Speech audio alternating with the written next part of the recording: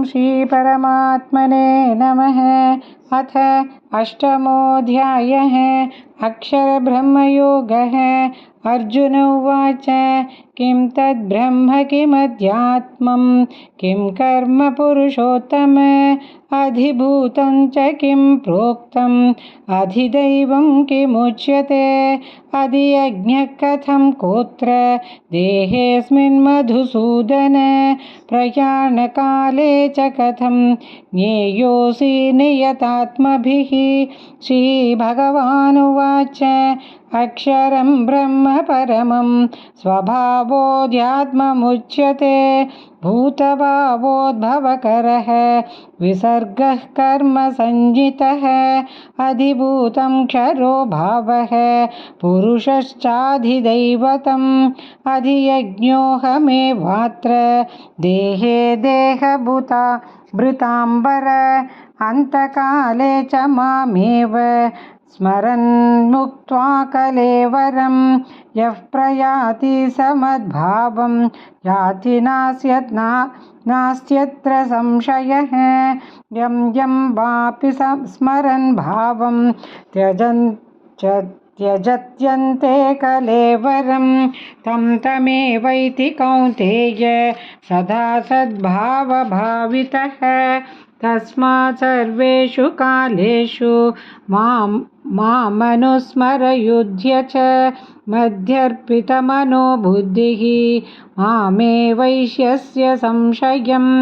अभ्यासयोगयुक्तेन चेतसा नान्यगामिना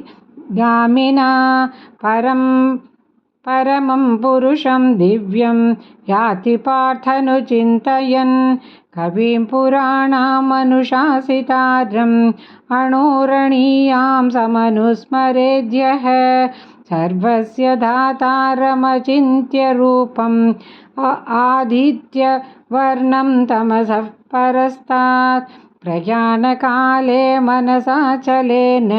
भक्त्या युक्तो योगबलेन चैव भ्रुवोर्मध्ये प्राणमावेश्य सम्यक् सतं परं पुरुषमुपैति दिव्यं यदक्षरं वेदविदो वदन्ति विशन्ति यद्यतयो वीतरागाः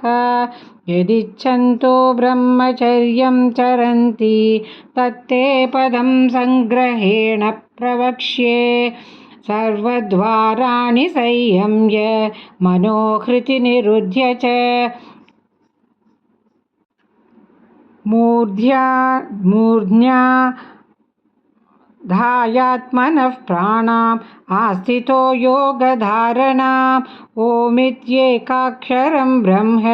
व्याहरन् मामनुस्मरन् यः प्रयाति त्यजन् देहं स याति परमां गतिम् अनन्यचेताः सततं यो मां स्मरति नित्यशः तस्याहं सुलभः पार्थ नित्ययुक्तस्य योगिनः मामुपेत्य पुनर्जन्म दुःखालयमशाश्वतं नाप्नुवन्ति महात्मानः संसिद्धिं परमां गताः आब्रह्मभुवनाल्लोकाः पुनरावर्तिनोऽर्जुन मामुपेत्य तु कौन्तेय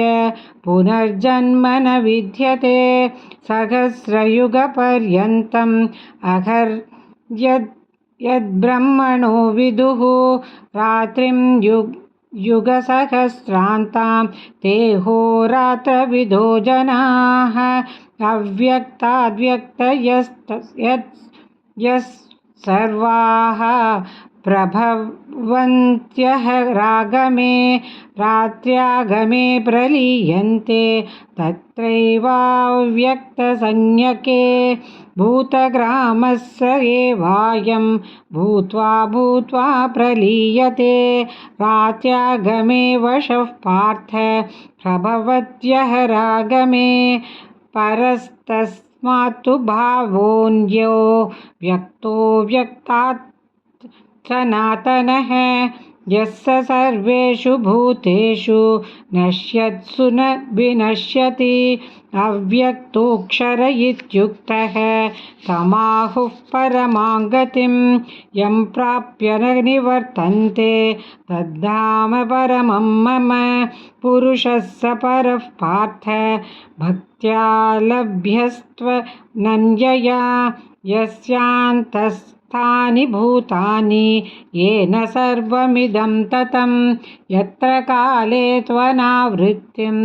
आवृत्तिं चैव योगिनः प्रयाता यान्ति तत्कालं वक्ष्यामि भरतर्षभ अग्निर्ज्योतिरहर्शुक्लः षण्मासावुत्तरायणं तत्र प्रयाता गच्छन्ति ब्रह्मविदो जनाः धूमो रात्रिस्तथा कृष्णः षण्मासा दक्षिणायनं तत्र चान्द्रमसंयुतिः योगी प्राप्य निवर्तये शुक्लकृष्णे गतिहेति जगतः शाश्वते मते एकया यात्यनावृत्तिम् अन्यया वर्तते पुनः नैते श्रुति पार्थ जानन् योगी मुह्यति कश्चन तस्मात् सर्वेषु कालेषु योगयुक्तो भवार्जुन वेदेषु यज्ञेषु तपस्सु चैव दानेषु यत्पुण्यफलं प्रतिष्ठम् अत्येति तत्सर्वमिदं विदित्वा योगी परं स्थानमुपैति चाद्यम् ॐ तत्सदिति श्रीमद्भगवद्गीतासु उपनिषत्सु ब्रह्मविद्यायां योगशास्त्रे श्रीकृष्णार्जुनसंवादे अक्षरब्रह्मयोगो नाम अष्टमोऽध्यायः सर्वधर्मान् परित्यज्य मामेकं शरणं व्रज अहं त्वा सर्वपापेभ्यः मोक्षयिष्यामि मा शुचः।